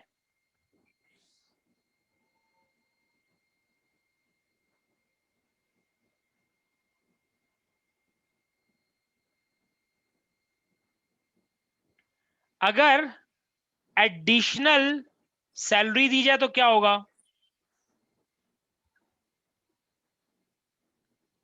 ये तो एक चीज की बात हुई ना अभी तक मोटर कार की। एडिशनल सैलरी अगर उसको दी जाए तो उसके लिए भी ये दोनों इंप्लीकेशन बतानी है कि इनकम टैक्स और उस पर क्या फर्क पड़ेगा एनआईसी पे। हाँ जी सोच सकते हो क्या फर्क पड़ेगा? एडिशनल सैलरी कितने class देने का 1 बोला था? NIC एडिशनल सैलरी देने का कितना बोला था वैसे बाय द वे? 28,000 तो भाईजान पहला पॉइंट इसमें अब ये हम लिख सकते हैं कि हर income tax liability will increase by, आप लोग मुझे बताओ कितने से बढ़ेगी। अगर 28,000 पे इसकी इनकम टैक्स लायबिलिटी, इस पे इनकम टैक्स लायबिलिटी निकालनी हो तो जितना इसको एडिशनल पैसा मिला उस पे 40% रेट लगा दो, because she is a high rate tax payer. तो कितने से उसकी 112। 11,200। अच्छा, अब मजे की बात, अब उसको ये एडिशनल सैलरी मिल रही है। एडिशनल सैलरी मिलने की वजह से सैमी के ऊपर क्या फर्क पड़ेगा? सैलरी कैश होता है, salary is cash and included in gross cash earnings of gross cash earnings for the purpose of employee. कौन सा एनआईसी पे करता है? Class 1. Very right, for the purpose of class 1 NIC, which is कितना class 1 NIC pay off करेगा, ये pay off करेगी ये। By the way 560. उसकी करंट सैलरी इतनी है, और अगर आपको क्लास 1 एनआईसी की लिमिट याद हो तो पहली लिमिट होती है 9,9500 तक, दूसरी लिमिट होती है 50,000 तक। 50 से अबव हो तो ये ऐसे, बाय द वे हम पहली स्लाइड पे भी सेकंड स्लाइड पे भी देख कर आए कि एनआईसी इज ऑन सैलरी।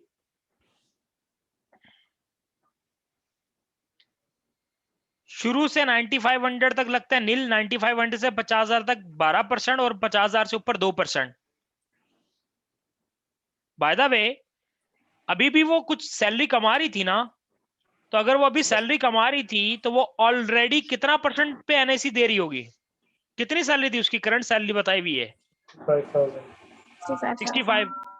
क्या ये 95 से ज्यादा है? यस, पहली लिमिट से ज्यादा है। क्या ये सेकंड लिमिट से ज्यादा है 50,000 से ज्यादा? यस, 50,000 से भी ज्यादा है। तो ये एनआईसी करंटली कितनी अमाउंट में पे कर रही होगी? 2%. 2% पे। अबे 12% तो 50,000 तक था ना। इवन ये 50,000 से 65,000 इस 15,000 पे भी 2% पे दे रही होगी, और इसको मजीद अब मजीद इस पे 28,000 रुपए अगर इसको मिल जाए तो 28,000 रुपए पे एडिशनल एनआईसी कितना देना पड़ेगा? For the purpose of additional कर देता हूं, for the purpose of additional class 1 NIC which is 28,000 का 2%, जितनी एक्सिस सैलरी मिली उसका 2% ले लो। कितनी अमाउंट बनी? सॉरी 560। जी यहां तक क्लियर है? ये सैमी के लिए इंप्लीकेशंस थी दोनों ऑप्शंस में।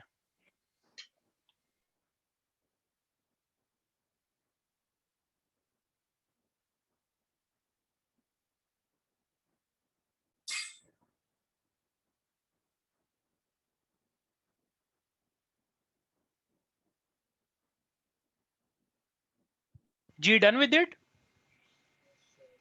Yes. अब आगे बढ़ते हैं।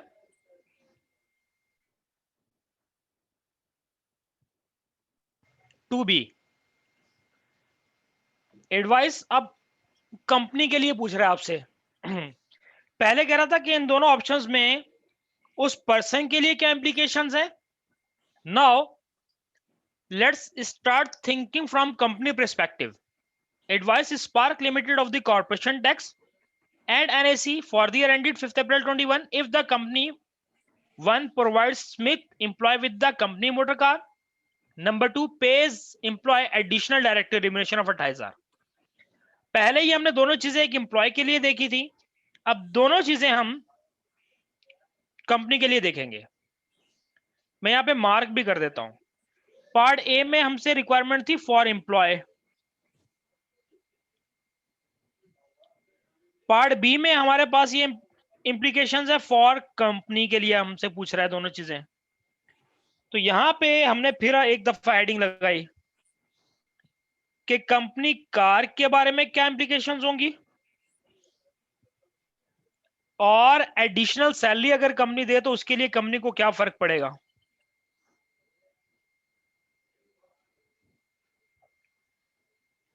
सोचो जरा,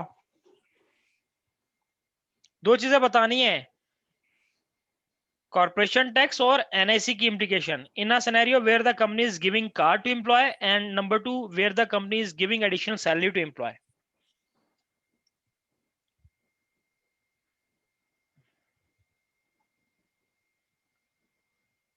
तो जहां पे कंपनी मोटर कार दे रही है,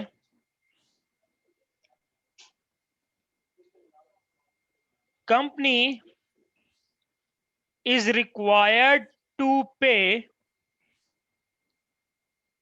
class 1A NIC on the amount of benefit of car benefit। Company कितना एनआईसी पे करेगी? कार बेनिफिट कितना है? 30, 340 और 13.8% रेट होता है एनआईसी का जी।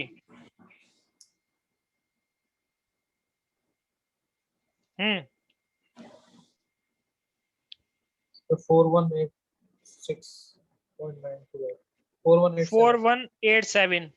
ये तो हमने एनआईसी के हवाले से जवाब दे दिया। एज कार CO2 एमिशन कितने से ज्यादा है? 110. कार का CO2 एमिशन दिया कितना हुआ था? 200 ग्राम, 200 grams। As car CO2 emission is more than 110 gram per kilometer, hence 15% of lease rental। अब ये कंपनी के हिसाब से सोच रहे हैं, would be disallowed। कितने अमाउंट डिसअलाउड हो जाएगी? लीज रेंटल कितना पे करेगी कंपनी?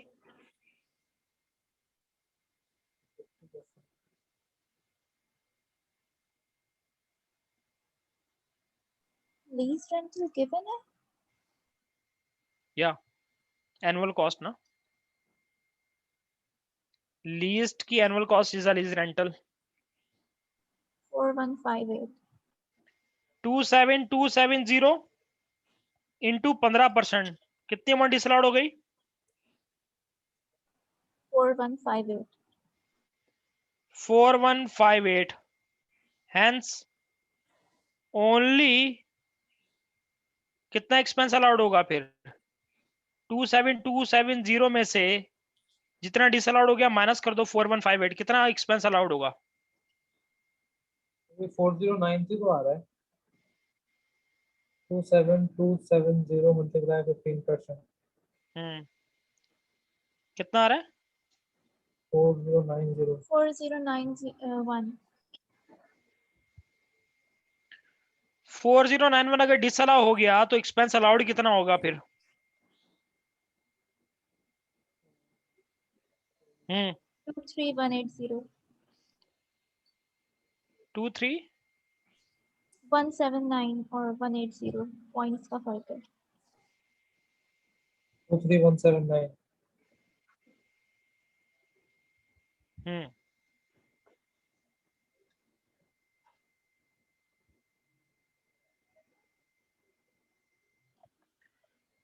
मुझे एक कोई फिगर गलत क्यों लग रहा है?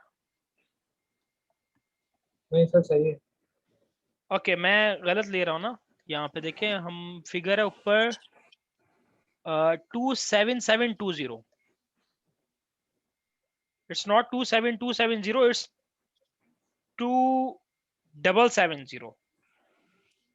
27720 इंटू 15% डिसअलाउड हो गया तो 4158 डिसअलाउड हो गया।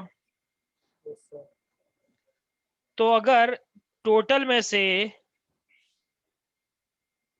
27720 में से 4158 डिसअलाउड हो गया तो अलाउड कितना हुआ?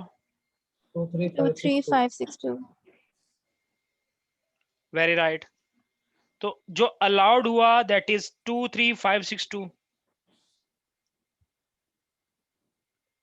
Hence only 2 is allowed expense.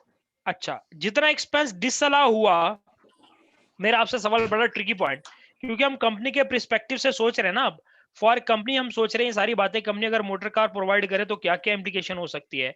तो अगर कंपनी का इतना एक्सपेंस डिसअलाउड हो गया तो इससे प्रॉफिट्स में क्या फर्क पड़ेगा कंपनी के?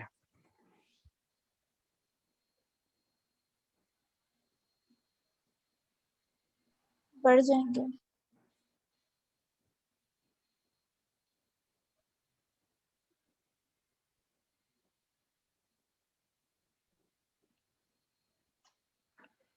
अच्छा, total allowable expense for company, अगर मैं आपसे सवाल करूं कि total allowable expense for company, car देने की वजह से कंपनी के लिए टोटल अलाउेबल एक्सपेंस कितना होगा इस सिनेरियो में? Can you guys please tell?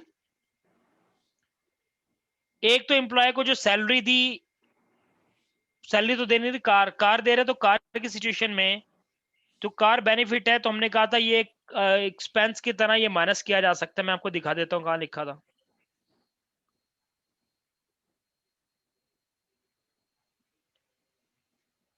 The salaries paid to employees and the NICs paid by company are treated as staff cost, allowed expense and can be deducted from profits.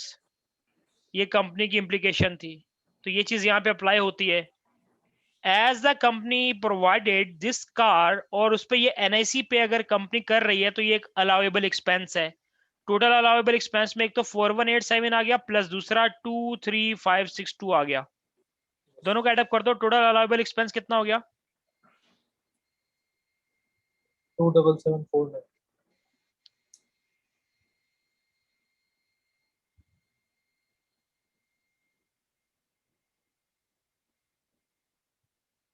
27749।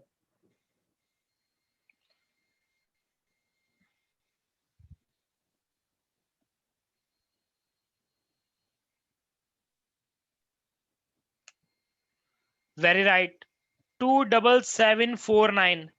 इतने से expense बढ़ेगा company का या कम होगा?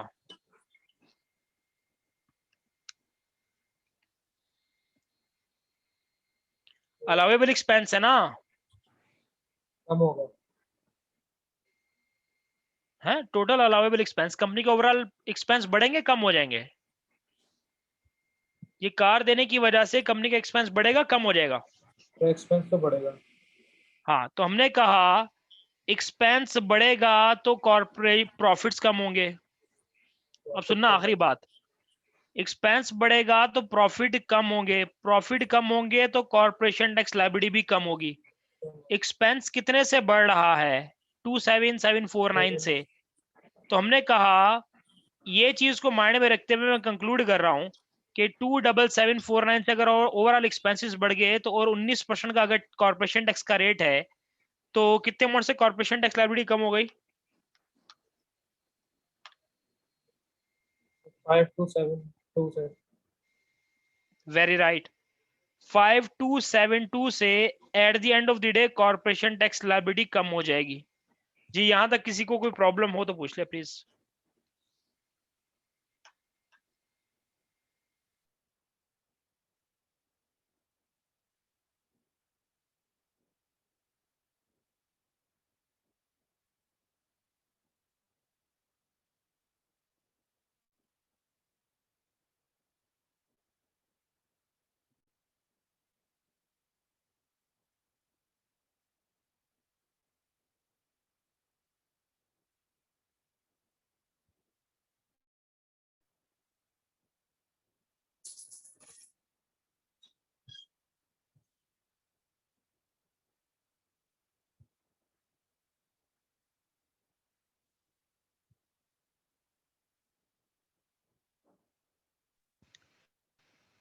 अब बात करते हैं यहाँ पे कि अगर एडिशनल सैलरी दे तो कंपनी के लिए क्या होगा।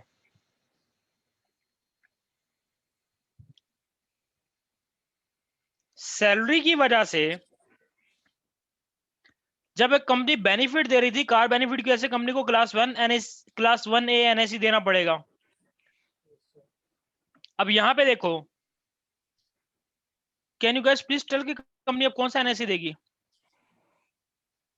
अब बेनिफिट नहीं दिया जा रहा, सैलरी दी जा रही है, कैश दिया जा रहा है। क्लास 1।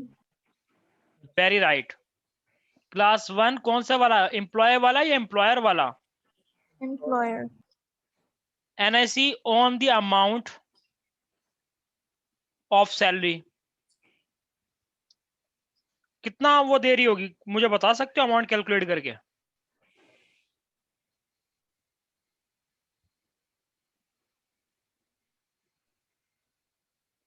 जी, क्लास 1 एम्प्लॉयर एनआईसी डायरेक्टली 13.8 पर शुरू की कुछ अमाउंट एग्जम्प्ट होती है और जो ऊपर की होती है वो 13.8 पे आपकी टैक्स, उस पे 13.8 का एनआईसी लिया जा रहा होता है। तो कितने अमाउंट का एनआईसी कंपनी बेयर कर रही होगी यहाँ पे? 3864 3864 और क्या होगा? Salary paid to employee of 28,000 is also a deduction। बिल्कुल यहां पे आके मैं इस तरह काम करता हूं। इस सिनेरियो में रहते हुए मेरा आपसे सवाल, total allowable expense for company कितना हुआ, बता सकते हो? NSC is paid by company and the salary paid both are allowable expenses. कौन कौन से अमाउंट एड अप करवाऊं यहाँ पे? एनआईसी की और 28,000 सैलरी, कितने अमाउंट होगी टोटल? 31864 31864 31864 ओके, सेम सिनेरियो यहाँ, अगर एक्सपेंस कंपनी का बढ़ा तो एक्सपेंस बढ़ने की वजह से प्रॉफिट कम होंगे, प्रॉफिट कम होंगे तो कॉर्पोरेशन टैक्स लायबिलिटी भी कम होगी। यहाँ पे बता सकते हो, आप कह रहे हो 31864 इंटू 19%, तो सीटीएल कितने से कम हो जाएगी? 6054 6054 से। यहां तक डन? रिक्वायरमेंट सी पढ़ते हैं। Determine which of two alternative is the most beneficial from the point of view of smart limited. अब आपको इस पॉइंट ऑफ व्यू, एम्प्लॉय के पॉइंट ऑफ व्यू से नहीं पूछ रहा।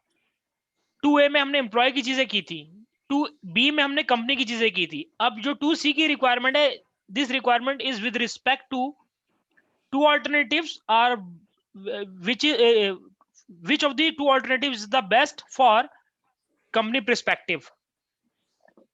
कंपनी अगर एम्प्लॉय को कार देती है, at the end of the day company की कॉर्पोरेशन टैक्स लायबिलिटी कम हो रही है 5272 से।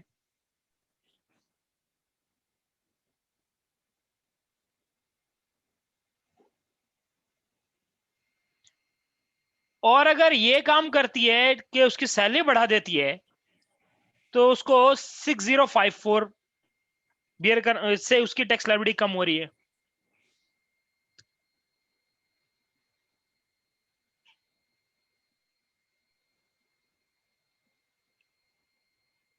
और ऊपर हम एम्प्लॉय के लिए भी कुछ बात करके आए, तो आप जरा सोचो,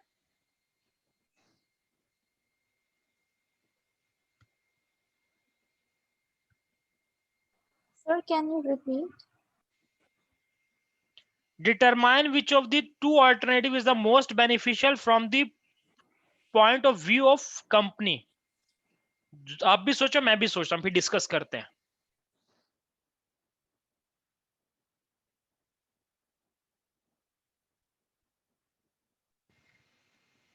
अब आप सुनना, बहुत आसान है। मैं यहां भी कॉलम वर्क करता हूं। यहां पे आपका वो कार वाला चल रहा है, यहां पे दूसरा चल रहा है सैलरी वाला।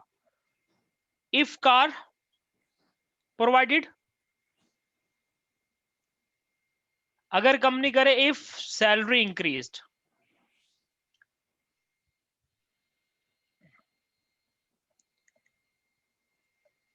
कार प्रोवाइडिंग कॉस्ट एक कंपनी को बियर करनी पड़ेगी। पहली बात ये,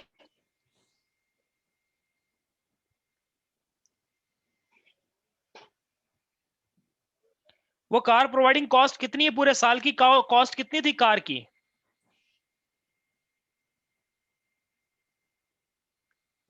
चंदा ये लिखा हुआ है ना कंपनी की 277,277,20। एक तो कंपनी को सबसे पहले उसका पूरे साल का रेंट देना पड़ेगा 277,20। ये हमसे बोल रहा है which of the two alternatives the most beneficial, company के पॉइंट ऑफ व्यू से कौन सा बेहतर है।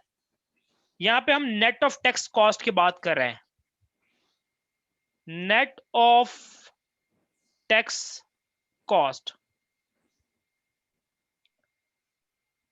यानी कि eight the end of the day total cost कितनी हमें, अब सॉरी आप इसको ऐसे नहीं करो, हम यहाँ पे कंक्लूड कर रहे हैं कि अगर आप कंपनी के पर्सपेक्टिव से सोचो कि अगर कंपनी एम्प्लॉय को कार दे तो कंपनी को क्या क्या बियर करना पड़ेगा और कहां टैक्स सेविंग होगी। हमने कहा एक तो कार प्रोवाइड करने की कॉस्ट है पूरे साल का रेंट 27720, क्लास 1 एम्प्लॉयर एनआईसी पे करना पड़ेगा, क्लास 1 एम्प्लॉयर एनआईसी ऊपर फाइंड करके आए थे, कितना था 4187। 4187। फिर हमने उसमें कहा था एक और चीज, reduction in corporation tax liability, इसको ऐड करवाऊं या माइनस करवाऊं? रिडक्शन है तो कैसे?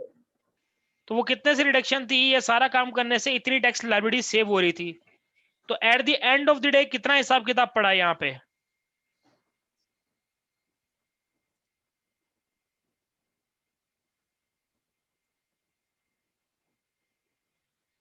बोलो बोलो, 27720 प्लस 4187, 26632 26632 32। 35 आएगा ना, 7 में से 2 गए 5। जी जी सर। अब यहाँ पे बात करते हैं, अगर सैलरी 35। बढ़ाता तो सैलरी पेड एक तो लेते, सैलरी पेड है भाईजान 28,000 रुपए, उस सैलरी की वजह से फिर ये जो चक्कर बना था एनआईसी पे करना पड़ा था 38464 का, क्लास यहाँ पे 1A एनआईसी था, यहाँ पे क्लास 1 एम्प्लॉयर एनआईसी है, यहाँ पे बेनिफिट्स पे जो होता है वो क्लास 1A होता है, यहाँ पे क्लास 1 एम्प्लॉयर एनआईसी आपने फाइंड किया ऊपर, दैट इज 3864, ये इसको बियर करना पड़ेगा कंपनी को। लेकिन इस ऑप्शन में रहते हुए reduction in corporation tax liability कितनी हुई थी? 6054। अब आप मुझे बताओ यहाँ पे नेट कितनी वैल्यू आ गई? 25810। 25 810। 810।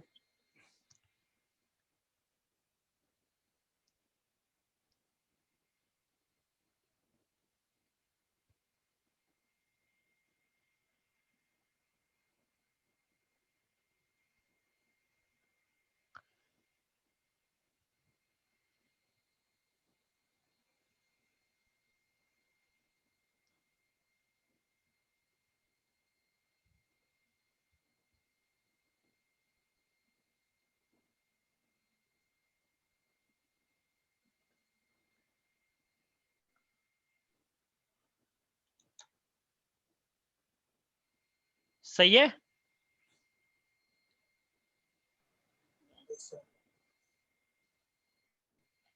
कंपनी के पर्सपेक्टिव से बताओ कौन सी चीज किस ऑप्शन की तरफ जाना चाहिए?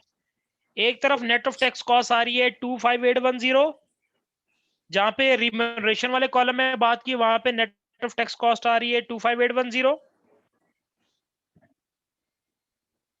और जहां पे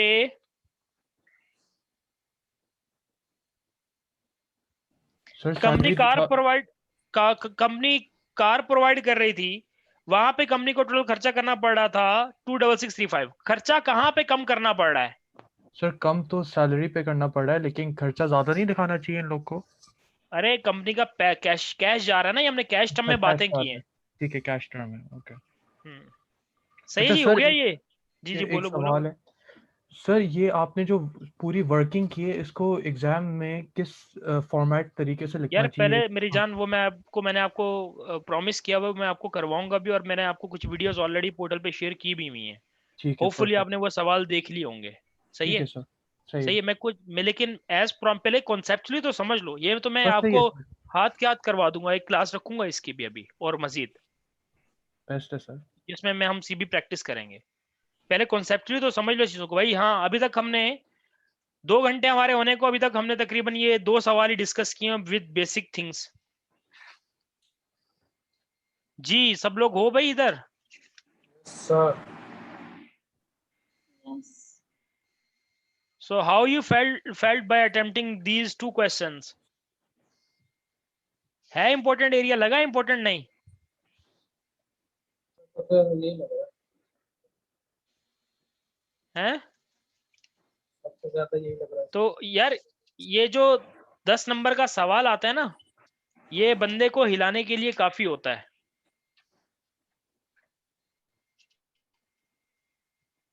ये वाला ऑप्शन यहाँ पे भरा हमने कंक्लूड कर दिया कि दिस ऑप्शन इज बेस्ट क्योंकि इसमें कॉस्ट कम लग रही है। एनीवेज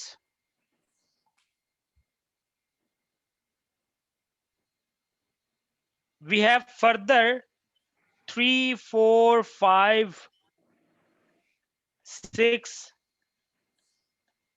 and 7 ये सवाल है मेरे पास। अभी मेरा आपसे ये क्वेश्चन कराने से पहले एक ये चीज, क्या हम इसी सवाल को है इसी तरह के सारे ट्रिकी, क्या हम इसको अभी कंटिन्यू करें या मैं ये फाइल आपके साथ शेयर कर दूं, आप इसको एक दफा अपने एंड पे ट्राई करते हैं, फिर कल इसको कंटिन्यू करते हैं, जैसा आप बोलो।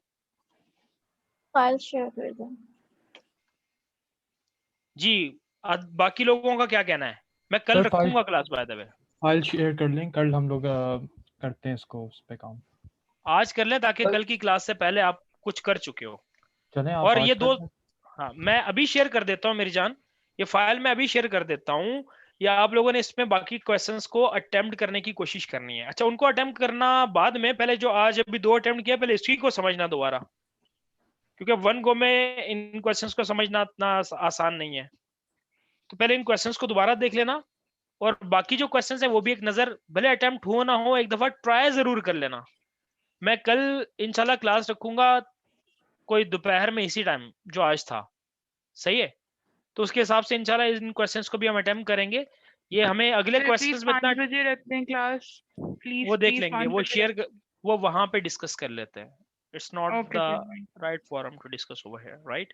सो मैं फाइल आपको शेयर कर देता हूँ, व्हाट्सएवर टाइम हम इसको अपना कंटिन्यू करेंगे, और अगले टोटल 7 सवाल हैं, 2 हम कर चुके हैं, अगले 5 सवाल हम इंशाल्लाह नेक्स्ट सेशन में अपना कवर अप करेंगे।